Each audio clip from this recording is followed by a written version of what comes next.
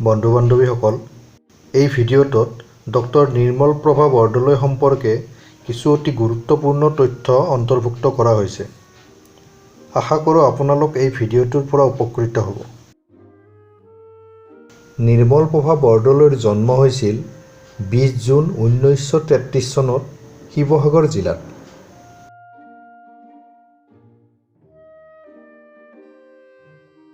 নিৰ্মল প্ৰভা বৰদলৈৰ মৃত্যু হৈছিল 1 জুন 2004 চনত গুৱাহাটীত।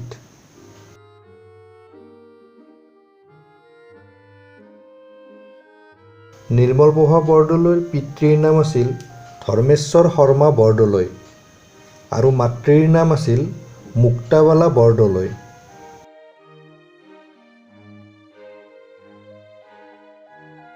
নিৰ্মল প্ৰভা বৰদলৈৰ জন্মদিনটো কি দিৱস হিচাপে পালন কৰা হয়? প্ৰেৰণা দিৱস হিচাপে নিৰ্মল প্ৰভা বৰদলৈৰ জন্মদিনটো পালন কৰা হয়।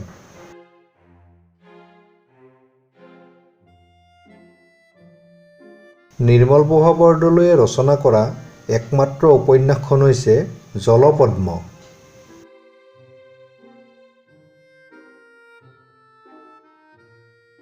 নিৰ্মল প্ৰভা বৰদলৈৰ আত্মজীৱনীখনৰ নাম হ'ল জীৱন জীৱন বৰ অনুপম।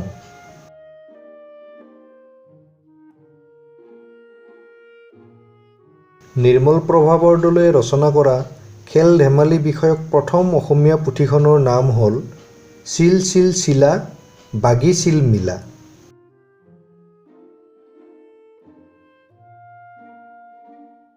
ভাৰতৰ ৰাষ্ট্ৰপতিয়ে প্ৰদান কৰা শিশু সাহিত্যৰ ৰাষ্ট্ৰীয় বঁটা নিৰ্মল প্ৰভা বৰদলৈয়ে লাভ কৰিছিল 1957 চনত।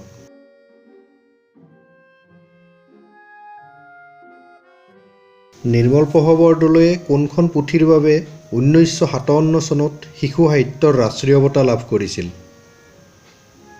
চিল চিল চিলা বাগি চিল মিলা এই পুথিখনৰ বাবে 1957 চনত নিৰ্মল প্ৰভা বৰদলৈয়ে শিশু সাহিত্যৰ ৰাষ্ট্ৰীয় বঁটা লাভ কৰিছিল।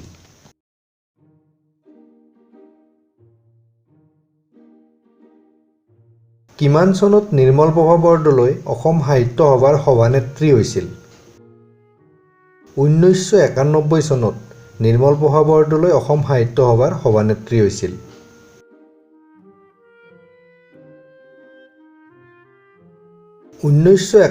চনত নিৰ্মল প্ৰভা বৰদলৈৰ সভানেতৃত্বত অসম সাহিত্য সভাৰ অধিৱেশন ক'ত অনুষ্ঠিত হৈছিল? গোৱালপাৰা জিলাৰ দুধনৈত।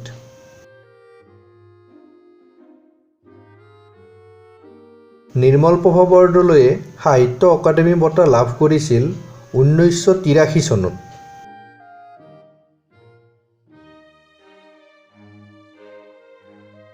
নিৰ্মল প্ৰভা বৰদলৈয়ে কোনখন গ্ৰন্থৰ বাবে 1983 চনত সাহিত্য অকাডেমী বঁটা লাভ কৰিছিল? সুদীৰ্ঘ দিন আৰু ঋতু এই গ্ৰন্থখনৰ বাবে 1983 চনত নিৰ্মল প্ৰভা বৰদলৈয়ে সাহিত্য অকাডেমী বঁটা লাভ কৰিছিল।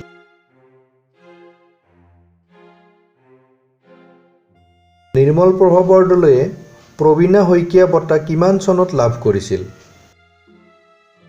2001 চনত নিৰ্মল প্ৰভা বৰদলৈয়ে প্ৰবীণা শইকীয়া বঁটা লাভ কৰিছিল। নিৰ্মল প্ৰভা বৰদলৈয়ে অসম সাহিত্য সভা বঁটা দুবাৰ লাভ কৰিছিল। প্ৰথমবাৰ 1977 চনত দিনৰ পিছত দিন গ্ৰন্থখনৰ বাবে আৰু দ্বিতীয়বাৰ লাভ কৰিছিল 1989 চনত দেৱী গ্ৰন্থখনৰ বাবে।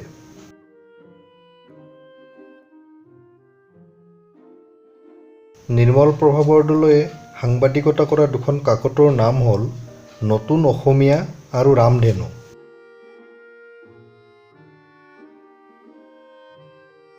নিৰ্মল প্ৰভা বৰদলৈক আন এটা কি নামেৰে জনা যায়? নীলা বাইদেউ বুলি আন এটা জনপ্ৰিয় নামেৰেও নিৰ্মল প্ৰভা বৰদলৈক জনা যায়।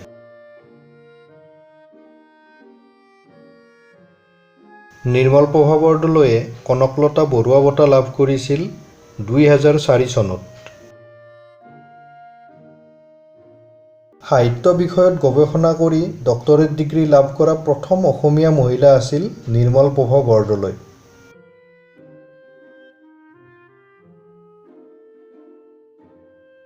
নিৰ্মলপ্ৰভা বৰদলৈয়ে ডক্টৰেট ডিগ্ৰী লাভ কৰিছিল 1972 চনত।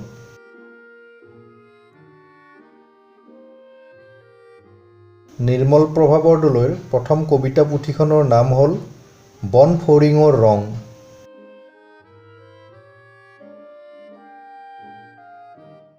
নিৰ্মলপ্ৰভা বৰদলৈক ৰাষ্ট্ৰীয় অধ্যাপিকা সন্মান কোনে আৰু কেতিয়া যাচিছিল? গুৱাহাটী বিশ্ববিদ্যালয়ৰ মঞ্জুৰী আয়োগে 1989 চনত নিৰ্মলপ্ৰভা বৰদলৈক ৰাষ্ট্ৰীয় অধ্যাপিকা সন্মান যাচিছিল।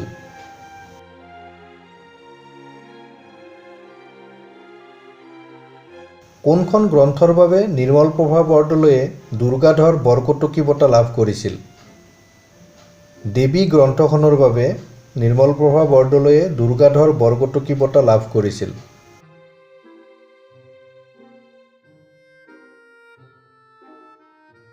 নিৰ্মলপ্ৰভা বৰদলৈক সৰস্বতী উপাধি কোনে আৰু কেতিয়া প্ৰদান কৰিছিল? সংস্কৃত সমাজে 1987 চনত নিৰ্মলপ্ৰভা বৰদলৈক সৰস্বতী উপাধি প্ৰদান কৰিছিল।